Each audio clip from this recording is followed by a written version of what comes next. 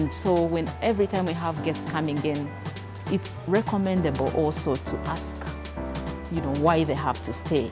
If they're coming for business or leisure, then you get to know what else to tell them about the destination. If I'm coming from the US or coming from England, I want to know what it is that I would do best in Uganda. And so the more people you meet, the more you're able to advise what suits their, interest.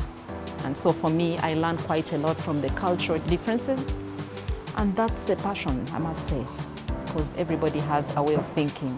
And from those different ways of thinking, I learned quite a lot.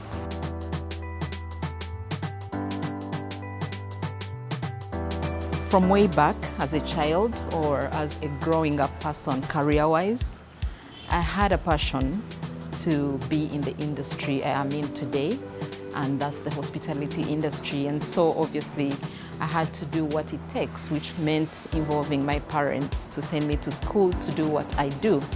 And since then I can say, through the fact that I've been a passionate person about hospitality as an industry, I've widened my spectrum in terms of meeting different people, building different networks, and selling what I sell best, which is really accommodation and food and beverage.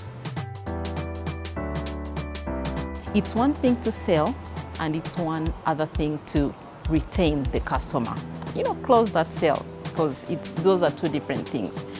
I could come to you and sell, but then how am I going to make sure your experience as a guest is complete? That's usually my worry. So you find that I have to interact with different departments, from the front office team, which has to pick the guests from the airport, to whoever has to serve them. Sometimes a bit, I don't know which word to use, but then you're actually interfering in everybody's business, because you have to make sure, the guest you bring here is happy at the end of the day, which is what we call guest experience.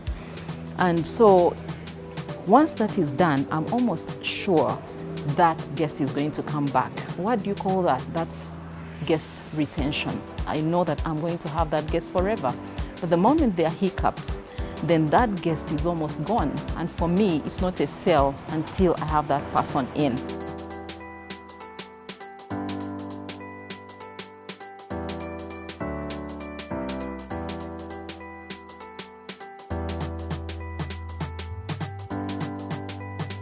And so a typical day for Jackie is made up of so many things. Somebody would say, oh, all you have to do is sell. Not really, no. I have to do selling, I have to do my PR, and I have to make sure the entire experience is amazing.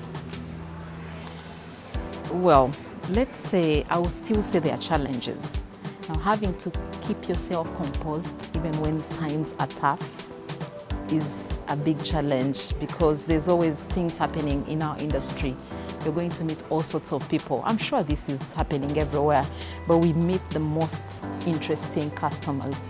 And so whichever way it is, it has to go, whether it's a good thing or a bad thing, you still have to keep yourself composed, professional, and still be able to solve whatever the problem is, or upload.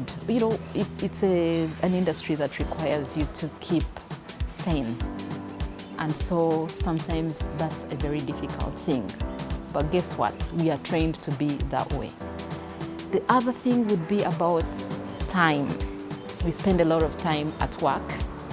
And so you find that you're lagging on other aspects of your life. For example, the social bit, family. You find that you see your family lesser hours than what you have at work. Friends start to become an issue, so they start to complain.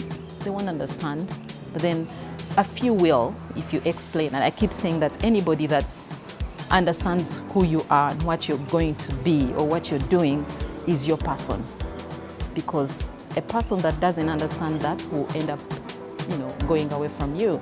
So two things, time and keeping yourself composed, could be a big challenge in the industry.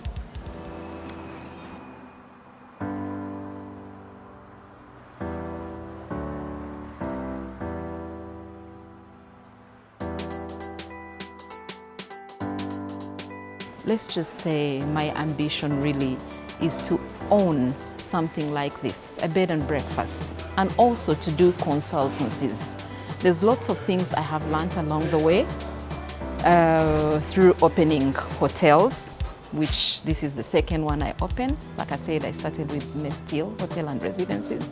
So this is the second one, and I am proud to say that this is a Ugandan-owned facility and owned by not just a Ugandan, but a lady. She's amazing. She's called Grace Kavuya. Very, very articulate. She knows what she wants.